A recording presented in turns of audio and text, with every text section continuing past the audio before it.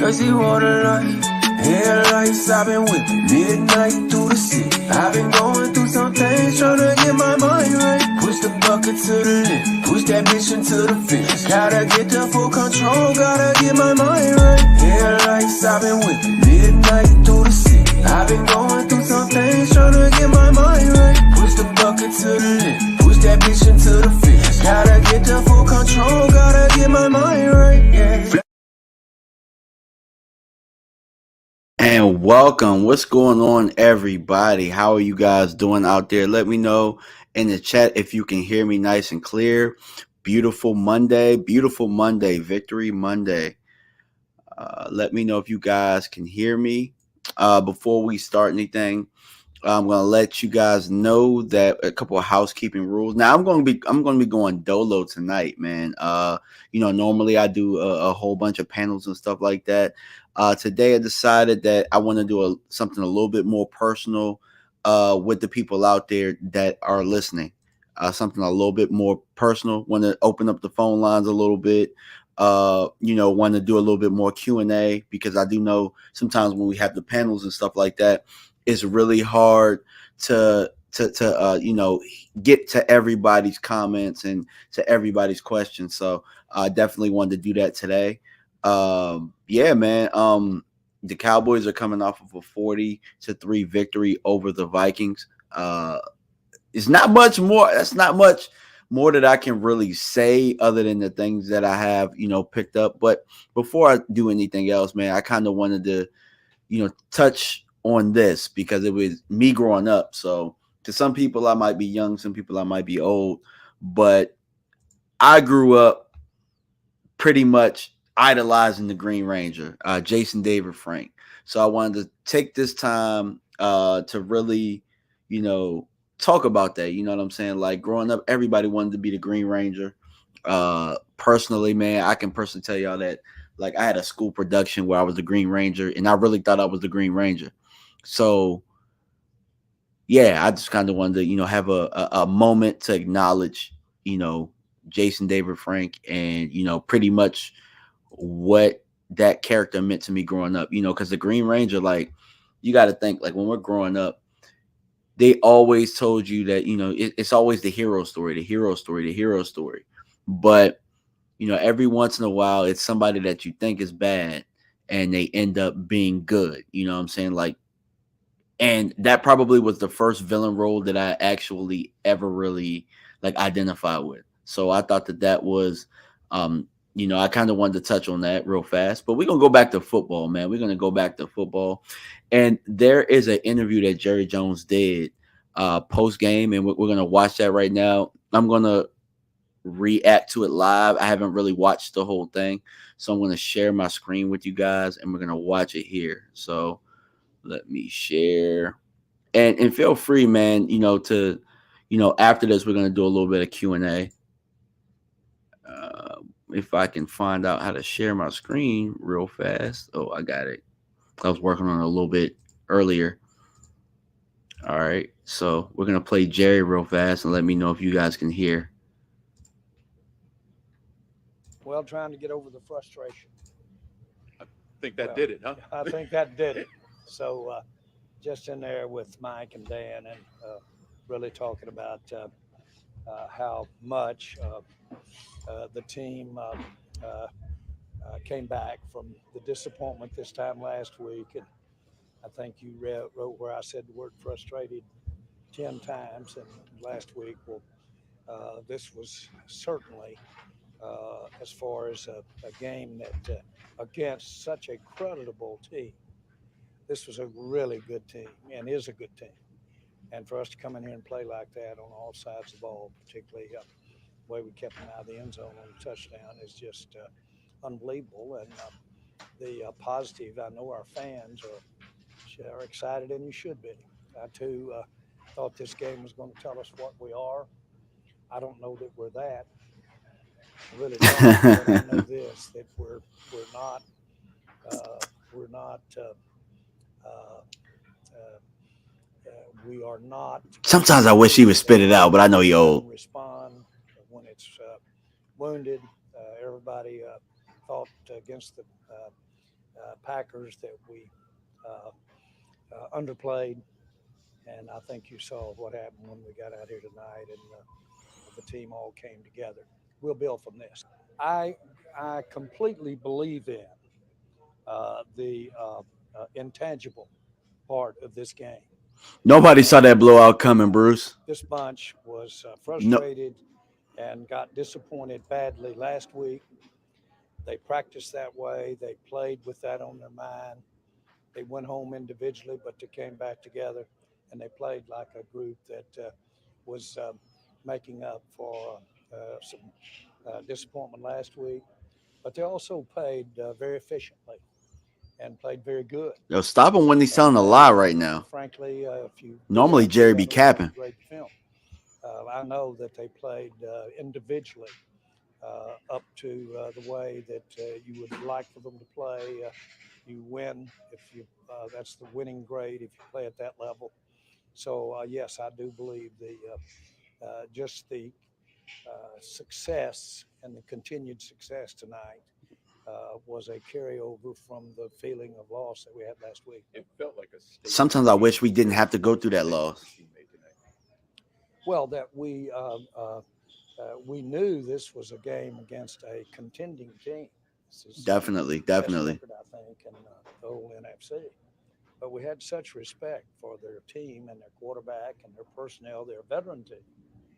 And so this had all the hallmarks in it. Home, this crowd is loud, Make sure you difficult guys hit place the to like play button, in. man. And Hit for that us to like come up button. here and take that challenge on, take it on, flying around the ball, really accepting the responsibility of some of the skill players they've got out there and how to play defense with them, their running game, their receiving game. I just think it really we watched our team grow tonight. Jerry, what were your thoughts when you're watching that first series and you see Micah Parsons get that strip sack? Are you thinking, hey, this might be a good day? Just kind of what was going through your mind? Well, I don't go there about good days. I really don't. I'm natural, but I don't go there about good days. I thought, my Good goodness, what point. a Good way to point, Cowboys fan. take the first possession away. I was really disappointed, dismayed, because I thought that may be the difference in this game when we kick the field goal rather than score. I didn't realize our kicker would get four of those tonight. So, but at that Shout point out to in time, although we Maher. went up three when we didn't have the kickoff, I must tell you, I was worried. What about next game tonight? His response to all the stuff from last week, being caught with big league and everything else. Well, I think you saw vintage Dak. You saw the Dak that I hope I get to see for 10 more years at least. Seriously. Facts. You saw That Dak formula, play the definitely. game that he and the coaches worked out to play. And he was right on the mark. And he basically made the kind of decisions, made the play calls, made any change of call at the line of scrimmage. And boy, he was on right on the money with what that all agreed as to how we'd play this team. And game plan was And Dak perfect this Prescott week. does that, and he will do that because he's so great at taking what he has in the classroom, what he does at practice to the game. Then that's why I look at him as quarterback for the Dallas Cowboys for a long time. We've seen a lot of quarterbacks take a lot of criticism. How do you think he handles the criticism? Oh, I think Dak. I think criticism He's conscious of it. And He's says it. always handled it well. I'll give him that. Uh, Definitely. I think very definitely. Oh, he said it. He's Damn. not cavalier about that, and you can just sense it. But I think he addresses it. I think Dak has been addressing his foibles or his shortcomings and trying to get those better and also working on his assets. I think Dak's been doing that all his life. I think that's the way his mama brought him up. Jerry, you mentioned this Vikings team being one of the best in the league. How do you view this Cowboys team? I personally don't think the Vikings were that good, but we could talk about that. One of the teams that's in it to contend for a championship, or how do you look at this team that you've seen to this point? A resounding yes. Yes. Unequivocally, yes. I think we've had adversity. We very easily could have some more adversity. But if we can get in there healthy and still have games like the last two we just had on the road, and we've got a deal coming up here this weekend, Thanksgiving Day. These Giants are playing really good football. They're a good football team. And so, yes, I think if we use the experience of what we're having in the season, then we're going to be playoff ready. But I sure do think that what I see out here right now is Damn, I was hoping he would say something that I could be mad at. You guys are the Giants after Thanksgiving. Whew, that's a huge game too, by the way. Well, yes, but and I'm gonna leave it at that. No billboard material. This week, Jerry? This week? No, I just said yes, and I will leave it at that. Your statement was after Thanksgiving, and that's the yes. I'm not saying just when. I'm not trying to be cute. We just don't have that set up. But we're planning to get together at the time. Again, I'm just we're certainly it's time for us to sit down and visit. Okay, I liked what I heard there. I'm gonna stop sharing my screen now, so we can kind of dive into some of the things that he said, which is, you know, our quarterback played really well. The quarterback played well. The coaches coached well. There are a couple people in this organization that I owe an apology to. Um, One being Joe Philbin. I thought that the offensive line played very good. They have, for the most part, had been had been one of the more solid units on our team. Honestly, if you look around the league, there's a shortage of really good line units, offensive line units. And I've said this before. I said this on the show last week.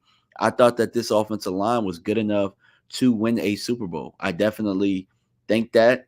I still believe that, even with it set the way that it is now.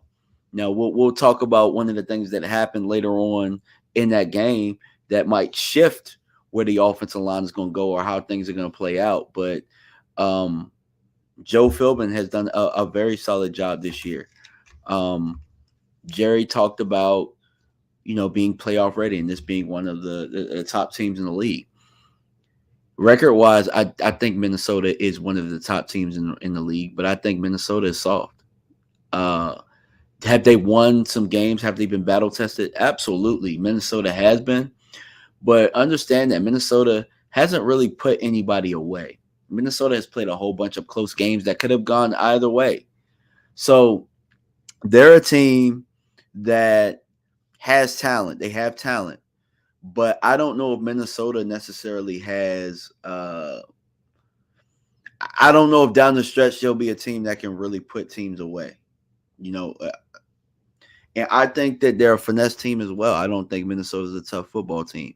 So that's why we were able to out finesse them, because you're not going to out finesse. You're not going to have a defense that's going to give little resistance and expect Kellen Moore to come in there and just be befuddled. If you don't offer any resistance or, you're not able to, stop us on first and second down, we're going to pretty much have our way with anybody. So I knew we were going to move the ball on Minnesota. It was just a matter of what our defense was going to do. And we'll talk about that a little later. But one housekeeping rule thing that I will say is super chats automatically will be entered into the drawing for a free DMV shirt. So I have a hat right here. Mark Hutchinson is the first one. I think we're gonna draw it on Friday. I'm probably gonna talk to Mark a little bit and see if I could do the drawing on his show. So feel free to send any super chats if you want to be in the drawing for a shirt. Also, I'm going to open up the phone lines at some point today. And when you see this right here, the phone lines will be open. So right now, what I'll do is I'll leave the phone line open. All right. So I'll open up the phone line.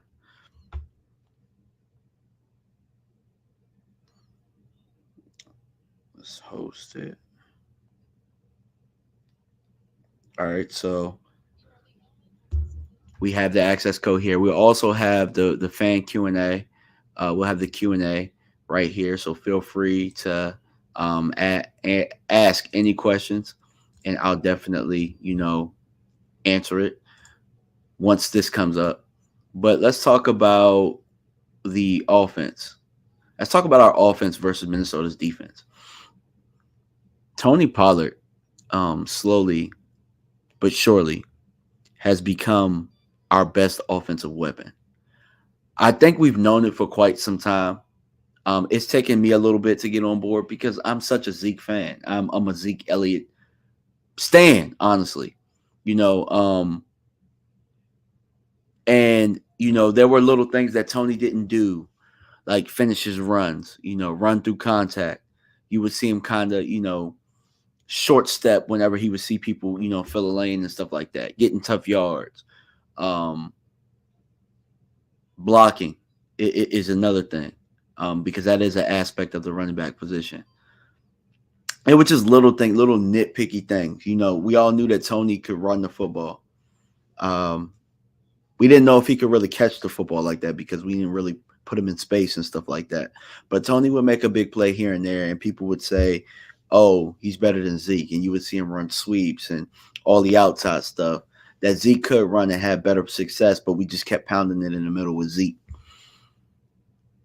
But now, seeing Zeke get hurt, seeing Dak get hurt, seeing us have to kind of rely on Tony's chunk playability, I think that it leaves no question who our number one offensive weapon is this year. Um, no question at all. Tony had 15 carries for 80 yards yesterday, and I'll put up the box score. I'll share that. Give me a second.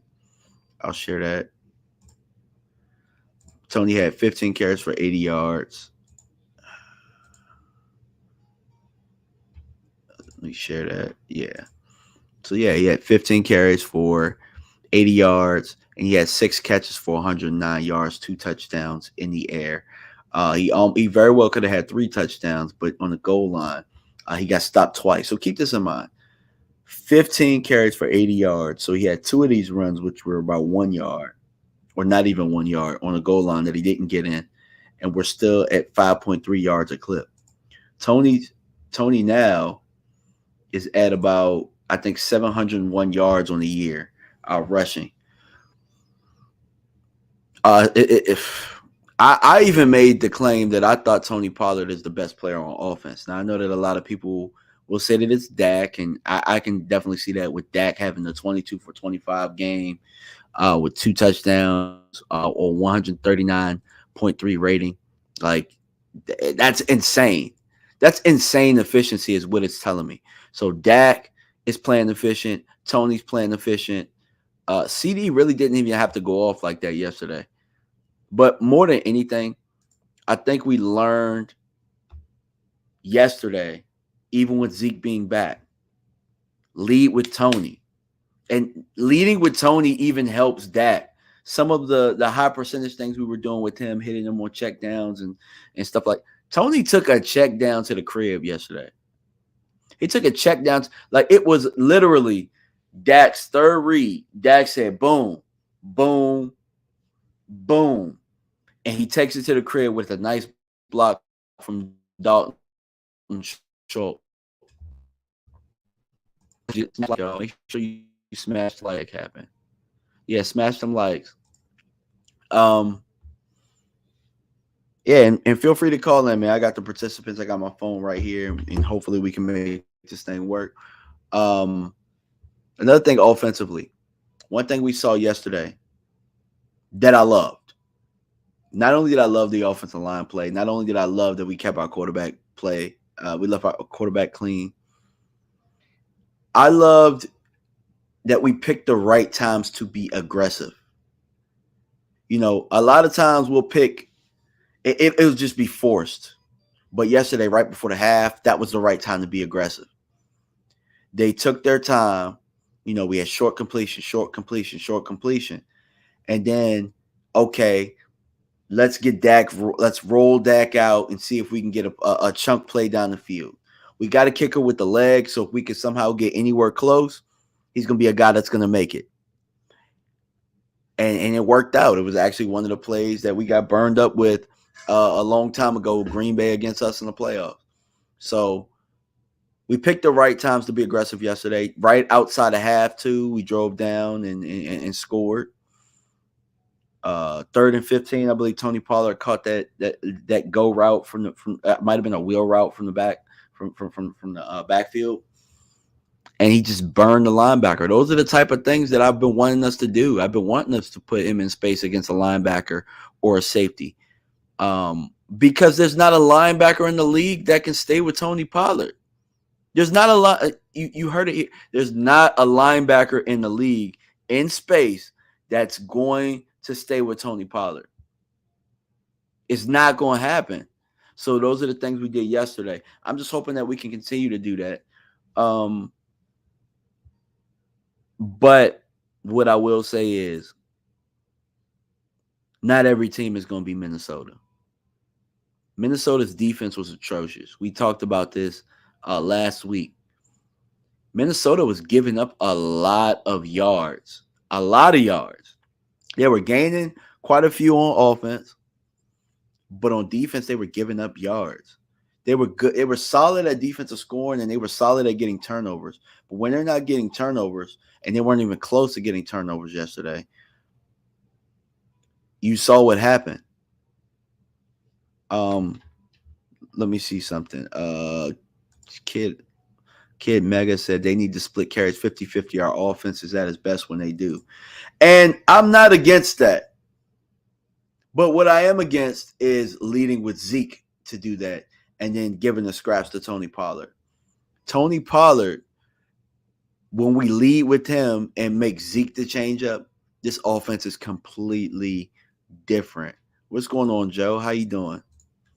It's completely different. It's a completely different offense. We're explosive. But it's not only that we're explosive, but if you're able to play small ball, and that's kind of what I want to talk about now, is playing small ball. And I don't know if anybody knows what I mean by small ball. Small ball means, if they don't have anything down the field, you check it down, you play to the chains. You run the football, you pretty much you play to the chains, and you play ball control, and you don't make a whole bunch of mistakes. And when you have opportunity to make plays, you make plays.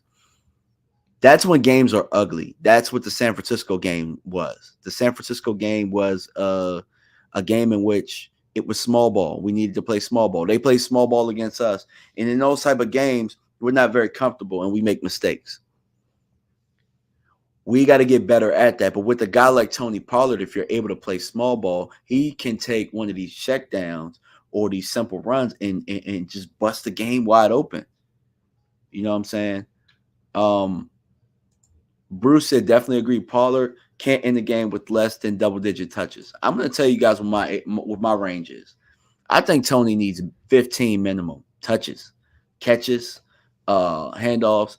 I think Tony needs to touch the ball at least 15 times, and I've been saying that. 15 to 20. I think 20 is right on the max. Yesterday, he had 15 carries and 6 catches, so he's at 21. That's about perfect. That's about right where it should be. Zeke had 15 carries. And how many catches does Zeke have? So Zeke had 16 touches. So we had 21 to 16 in a game where it was completely Tony Pollard's game. I think how we handled the game yesterday offensively was perfect. You know what I'm saying? Could we be a little bit better? Possibly, but that's being nitpicky at this point. I mean, you score 40 points against a team that's 8-1. You can't really complain too much, The only thing you can really look to is against better defenses. What are things that you can do? And that brings me to my next point. Odell Beckham. We heard Jerry Jones talk about Odell Beckham and, bringing him in for a visit. And we know that Thanksgiving's coming up. We're against the Giants. In my opinion, I think the winner of that game is the Odell Beckham sweepstakes. I think Odell Beckham would add something not completely different to this offense, but I just think about the play yesterday with Noah Brown. When Noah Brown caught that ball, and I know he had to kind of wait on it a little bit, but I just couldn't help but think if that's Odell Beckham Jr., he's not getting tackled at the 1 yard line. He's catching that and he's scoring the touchdown. I keep thinking what Odell Beckham could add to this offense, crossing routes, different matchup problems. We still wouldn't have to stop running the football. Just imagine Odell Beckham in this play action game and Noah Brown spot, or sometimes subbing in for Michael Gallup, who probably needs who could use a breather here and there, dealing with his injury. You know what I mean? I just think that Odell Beckham could be the little bit that we need to get over that hump. Not anybody. He's not going to be a superstar. He might not even be your second best receiver. But that little bit in those games where you got to play small ball and you got to keep, getting first downs here and there, he's a guy that can do that, So I just kind of wanted to throw that in there. There's a comment that I wanted to get to. Did they lead off with TP yesterday? Yes, they did. Actually, there was a point where, and I tweeted it actually. If you guys need somebody to follow on Twitter that's hilarious, follow me at DMV Fanatic 1. And I put up group project, and it had 5 carries for 43 yards for Tony Pollard, and for Zeke Elliott, it was 1 carry for 1 yard and a touchdown. You know what I'm saying? So we definitely led with TP yesterday. We led with TP in the Green Bay game. I thought offensively we were solid in that game. We led with TP in the Bears game. And that's the game that really did it for me. Seeing TP in the Bears game as the lead back, our offense has scored a lot of points. If you look at what we've been doing offensively since Dak has gotten back, we scored 24 points against the Lions, which one of them was a defensive score. But we scored 24 points against the Lions. We scored 49 points against the Bears. We scored 28 points against the Packers. And we scored 40 points yesterday. I don't know if you guys have noticed, but Dallas has jumped up in the scoring. They're now averaging 25 points a game. And, because this is a segue to my next point, the Dallas defense is now the number 1 team in defensive scoring. So clap it up for this defense. This defense bounced back tremendously. We were wondering all about the run. And Dalvin Cook still got his, 6.5 yards a clip. But we held them to 73 yards, which is 4 yards. You know what I'm saying? Like, Madison didn't do anything. This other guy got 4 carries and only got 1 yard. We held it down, and for the most part, and most of that probably had to do with the fact that we were scoring points. But even in the times that we weren't scoring points, and it was close, we still did a pretty solid job against the run. We had a tough first couple of drives, but I think once we settled in, we were fine. Kirk Cousins, 12 for 23, 105 yards, 7 sacks. And then if we're looking at this right here, where Nick Mullins came in garbage time and 5 for 7 for 54 yards, they didn't do anything in the air. We gave up less than 200 yards of total offense against a team that was 8-1 with talent. You know what I'm saying? With talent. And, it's crazy. It's crazy how we were able to, because in my opinion, I thought that they would score points.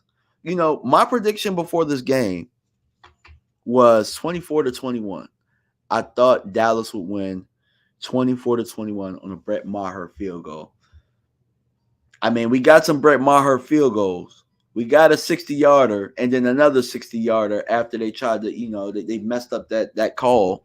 But outside of that, I mean, we shut those boys down. And look at this. Justin Jefferson, the best receiver in the game, 3 catches for 33 yards. Hawkinson, 5 catches for 34 yards. Thielen, 2 catches for 25 yards. All week. And me, myself included, because I thought about this as well. All week, we heard about everything that they were. I even distinctly remember LaShawn McCoy coming out and saying how he liked Kirk Cousins over Dak Prescott. Talked about Dak had all this talent and Kirk didn't. Now Kirk has the hell out of here, bro. You saw what happened. You saw what happened out there. Our boys took control on that defensive side of the ball. And now I just need them to keep doing it. Be consistent. Let's play complementary football. Let's play complementary football. The offense didn't put the defense in any bad positions, and the defense didn't put the offense in any bad positions. And they fed off of each other. Jerry talked about it. He talked about how focused this team was this week. We need this team to continue to be focused because we're not good enough yet. We're not good enough yet to not be focused. We haven't won enough. We haven't had enough playoff success to not be focused. We haven't. And you saw what happened yesterday. And it wasn't just that game. It was a couple of games like that. The Bengals game, when they thought Dak was going to be down for the whole year and the season was over, you saw how that defense responded. I need the defense to be pissed off all the time. Be pissed off all the time. Why wait to have a bad performance to be pissed off and then finally go out there and execute? Why do we have to wait until things go bad to listen to our coach, Dan Quinn? DQ did an excellent job yesterday with that game plan. They did an excellent job with substituting, getting those young guys out there that we asked for. Damone Clark, we saw a lot of Damone Clark. We saw a lot of Sam Williams yesterday. Defensive line held up pretty well. We saw Vander Esch filling hole. Look, I almost cried a tear of joy when I seen Vander Esch fill that hole and tackle Dalvin Cook. Because last week, that had been Dalvin Cook running right up his chest. This week, we played with a chip on our shoulders. We just got to continue to do it. You can't get to the point where it's like, oh, I'm pissed off and now I got to play this week. Nah. Play to be that number one defense that we know you guys can be. Last week, we asked the question. Your guy, Nix, BJ, came on the channel and said, was it scheme or was it personnel? Might have been a little bit of both, and I'll explain why. The personnel aspect of it was we did not get the same will that we got against the Minnesota Vikings against the Packers. If that defense played with the same urgency that they played with yesterday, we would have beat the hell out of Green Bay. We would have put a 40 burger on their ass too. They would have got it too. Anybody can get it. If we're flying around like we flew around yesterday, they just got to continue to play inspired football the rest of the year. But I also think that it had a lot to do with the fresh legs that I talked about.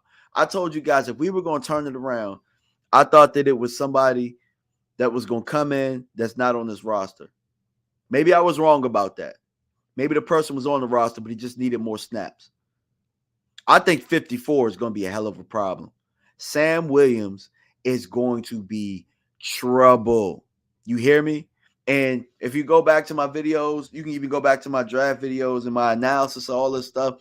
I said Sam Williams is going to start hitting stride right around November. Guys, it's November 21st. He's right on time. This is what we need. 54 is going to allow Micah Parsons to move around.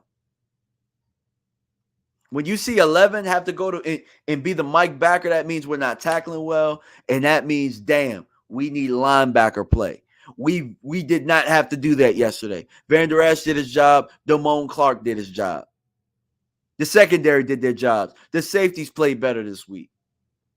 Everybody was doing their job. 27 was doing his job. 28 was doing his job. 3 was doing his job. Anthony Brown did much better yesterday. But that leads me to my next point, the game ball. My game ball goes to Trayvon Diggs, number 7. The reason that I say that is this offense from Minnesota, they had Dalvin Cook. Yes, they had Dalvin Cook.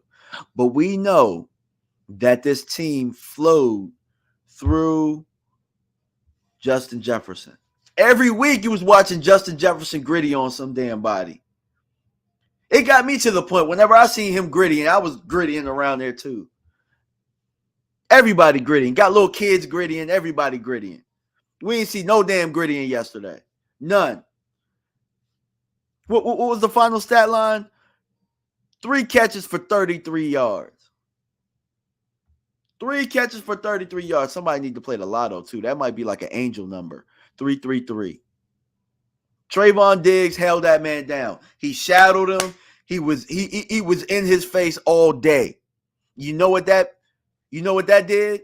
Kirk Cousins had to hesitate. And that allowed our rush to get home. And we whooped their ass. We whooped the Vikings' ass yesterday. It was just a plain ass whooping. And I know, look, I got a couple people in here watching. It must be sounding good what I'm saying. I must be telling the truth because nobody's commenting right now. But we whooped them. And that's what needs to happen the rest of the year. I don't want to see another receiver come in here that's an X, that's a true X. And I don't want to see us not have Trayvon Diggs shadow him. Because, like I talked about in my video this morning, Trayvon Diggs, he's built himself a hell of a resume so far this year. All we keep hearing about is how the Eagles secondary is this. The Eagles secondary is this. Big play Slay. Sure, big play Slay had a great game against Justin Jefferson as well. Sure. But we had Jamar Chase. We had Higgins. We had Scary Terry. Doxson when Doxson was killing the game. We done been against Cooper Kupp. Who else am I missing? We done been against pretty much the top receivers in the game outside of D-Hop and Adams. Outside of that, Trayvon Diggs been locking their ass up, bro. All pro, no question. Might be the best corner in the game right now. And you guys know I'm not going to hype it. PFF did all this shit talking all year. Excuse my French, but it is what it is. PFF did all this trash talking all year. This year is better than last year, and we got 11 picks last year. Trayvon Diggs is putting in work in the secondary. Now, what Dan Quinn did was very clever yesterday, and I kind of want to talk about it. Because what teams started doing was they started realizing that Trayvon Diggs really doesn't want to tackle like that. Fine. Cool. You know what I'm saying? Cool. So shadowing him allows us to do what? They're not going to use their best receiver as a stock blocker or a lead blocker in order to just run at Trayvon Diggs. They might move him out of the way and motion him, but then you're limiting what that person can do in the play action game. Then we know it's a run. You get what I'm saying? But when we had Trayvon just playing the side, we could just line that receiver up on that side. We can put a tight end on this side, pin pull, do a sweep, and we got a tackle on Trayvon Diggs. Can't do that anymore. You can't do that if he's shadowing the best receiver. That receiver has to be a hell of a blocker. A guy like Mike Evans or somebody like that. But now that if he's shadowing, which he did yesterday, they're not going to use Justin Jefferson to block damn Trayvon Diggs. They're not going to do that. Who else do we got coming up? A.J. Brown might do it. A.J. Brown might. But again, you're taking your best receiver out of the play action game. Why would I do that? You get what I'm saying? So that helps the run defense as well. So I think going forward, you have to shadow Trayvon Diggs. Trayvon Diggs has to shadow. He has to follow the best receiver. If we're playing Tampa Bay, he's got to follow Mike Evans.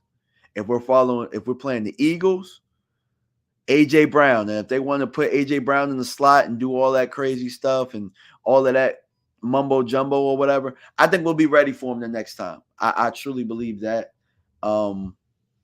The Giants, they don't really have a best receiver, but whoever the best receiver is, put Trayvon on them. I mean, at the end of the day, Daniel Jones ain't going to throw the football anyway like that. He going to run it. That's what he does. He's a running quarterback. Hold on. Space Cowboy said, what's going on, Space, man? You know me, man. I definitely would have had you on, but I said, you know what? I want to do a solo dolo today and actually talk to the fans a little bit. But sub DMV.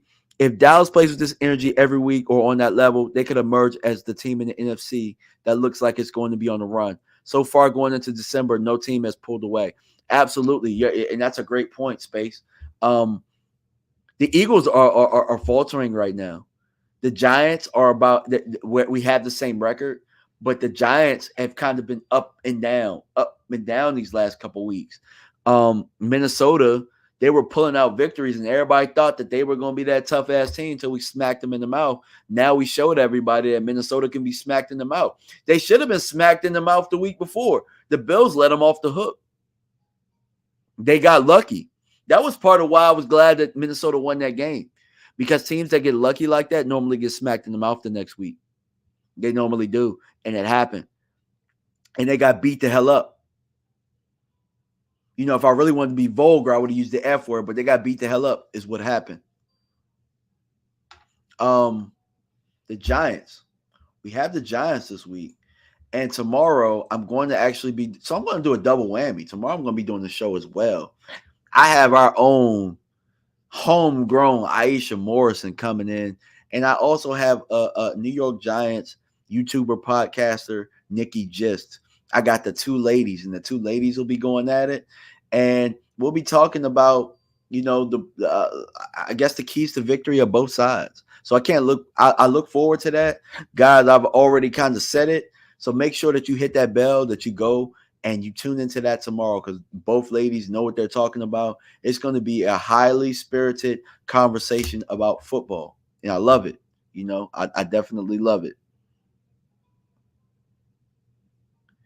All right. So what I'll do is I'll take this off. I'll stop sharing, and we'll go straight Q&A the rest of the way, man. Let's go Q&A the rest of the way. And if anybody wants to call in, feel free to call in. One of Spades says, only team I worry about is the boys. Only team that can beat the boys is the boys. That's an excellent point, and I'm going to keep this up here. Because while we won yesterday, there's still some things about this team that I don't trust. And I'm just going to put it out there. I don't want to be negative Nancy, but I still don't trust Kellen Moore. The reason I don't trust Kellen Moore is because we've seen Kellen Moore do this before. We've seen Kellen Moore be a good boy when we call him out, when the fans call him out, when the coaches call him out, when the media calls him out. He'll call a good game. And it makes you wonder, why do you have to get called out in order for you to call a game, to call a good game? You know what I'm saying? Why? We ran the ball. We ran the ball effectively yesterday. We played great situational football. There was a time yesterday that we ran the ball, I think, on 3rd and 3, and we got it. Zeke got 8 yards. Or was it Pollard? One of them two got 8 yards on 3rd and 3. We played great situational football yesterday. But in games when it requires you to play small football, small ball, he just can't help himself. And he gets to a point where it's almost like he panics. I think that's what it is. I think that Kellen Moore panics. I think he panics and he just calls plays. He doesn't set anything up. I think he just kind of hopes that our quarterback can bail us out. I don't trust Kellen Moore.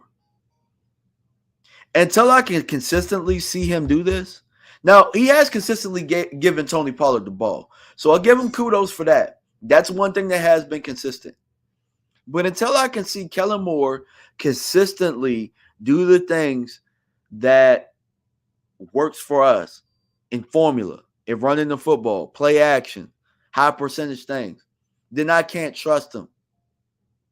I can trust Dan Quinn. The reason I can trust Dan Quinn is that we haven't seen the defense fall apart too much. You might see a team be able to run on us here and there, like the 49ers game, but eventually we'll adjust or something like that. You don't see too many of the Green Bay games that we saw last week. But we saw enough of Kellen Moore, even without Dan Quinn here, to know that Kellen Moore can call a perfect game. He can do it against teams that are going to show little resistance. For the most part, most of his perfect games happen inside our division, where you've seen those guys multiple times and you know what they can do, and they had been weaker. Our division is no longer weak. Washington is playing tough football right now. That game is going to require us in week 18 to play small football if that game is going it matters. And I think that it will matter.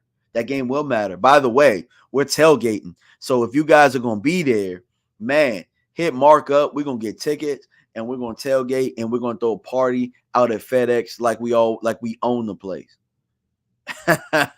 Like we own the place, you know. Philadelphia, that game is going to require us to play small football because Philadelphia can't open it up. That's the only way they can play. Same thing with the Giants. Thursday, we're going to have to play small. We're going to have to play small ball. That's the beauty of the schedule going down the stretch. Most of these teams, they can't open it up. They can't play finesse. So they're going to have to play possession by possession football. And we're going to have our hands full going down the stretch with teams that have to do that. Tennessee is going to be another game where we're going to have to play small football out in the cold against the Titans where they got that big juggernaut over there. You know what I'm saying? So going down the stretch, Kellen Moore is going to have to prove to us something that he's never had to prove because the microscope is on him. Definitely. So I'm hoping that at the end of this year, I'm giving Kellen Moore an apology. But I'm at the point now as a Cowboy fan where you got to show me. I think Nick said it best. Nick said, show me. I'm from the show me state. BJ Nix, my guy, your guy Nix, Pick Six Sports. You guys go tune in. Those guys are doing great things. I should be on the show on Wednesday. Bruce has a question. DMV, do you think the addition of OBJ would make Kellen Moore go away from the formula? I think it would have to go. I think that Dak would have to step in and say, hey, Kellen, bro, we got to go with what's working. I don't think Odell's going to be healthy enough for – I don't think he's going to be the Odell Beckham that most people think. I just think that 70% Odell Beckham is better than Noah Brown.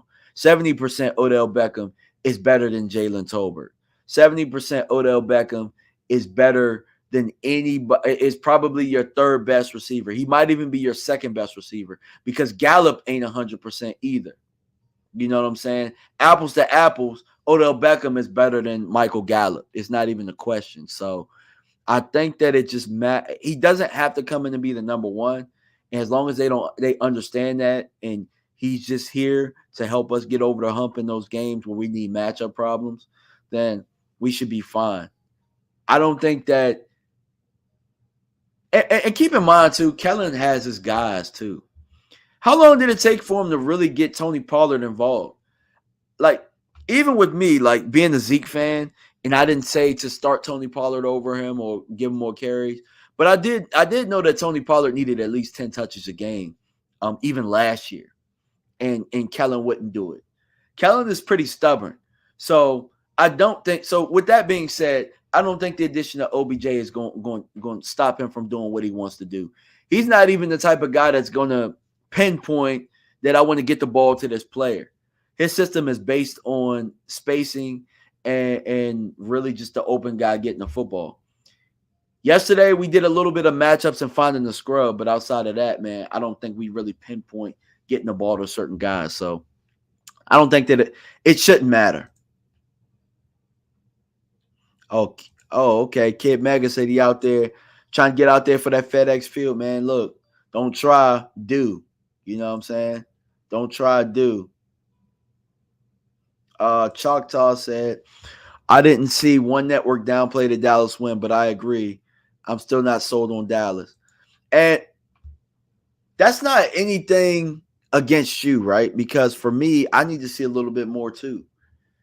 Because we've shown in the past, we've shown the last couple of years we could whoop Minnesota's ass. We've shown that we could whoop Kirk Cousins' ass. That's nothing new. That's nothing new. The one thing that I loved about what we did yesterday was bounce back. You always got to love the fact that your team can bounce back. By the way, San Francisco just scored a touchdown. Brandon Ayuk for the fantasy football guys out there, 7-yard touchdown. They're up 6-3. But yeah, as far as buying into the things, we didn't do anything yesterday that we hadn't done before. Show me that we can play small football against a tough football team. Show me that we can go back to back.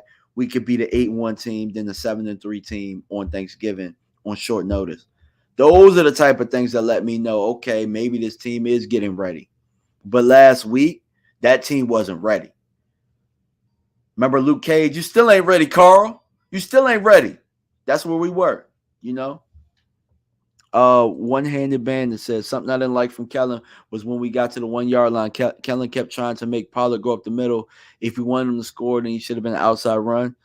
Yeah, or you should have just got Zeke ass out there and just let him run on first down. Like I don't understand that at all. Like I don't play around at the goal line, so I just feel like score.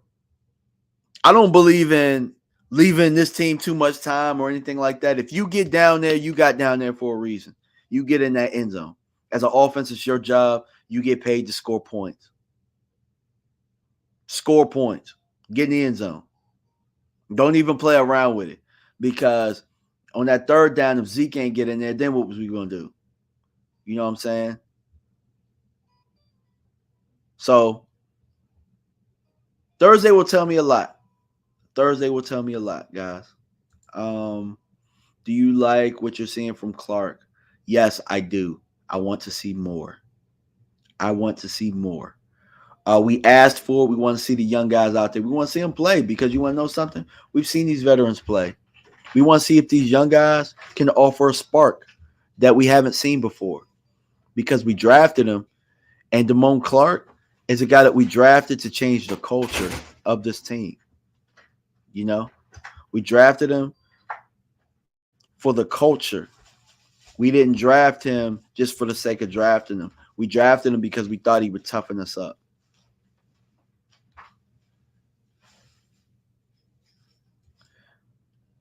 I'm sorry, what part about residency? But anyways, guys, look, Mark Holmes is about to do his show on his channel. I just wanted to be the warm-up real fast, get my show in. Guys, show up tomorrow, 9 p.m. Eastern Standard Time. Got a show with the ladies. We're going to be talking Giants and Cowboys. All right? So make sure you guys come. Make sure you get your popcorn ready because these ladies are going to go at it. Appreciate you guys for stopping by, man. Thanks for tuning in. It was a blast. Next time we'll have a panel tomorrow with the ladies, but you know me, man. Next week we're definitely going to continue with the panels. I do love the panels discussion. I know that everybody else loves it. And I'm going to drop this outro video real fast and we out. All right, y'all. Thanks for tuning in. I can't feel the pain, I'm numb to all you say. To keep it real and stay 100 through the rain. I can feel there's something missing from your face. So keep it real and stay 100 in your veins. Put me in these boxes, still I'm tryna break away. I just roll it up and down some liquor for my pain. Thoughts inside my head, it's nightmares instead of some dreams. I've been tryna hold on to everything from the seams.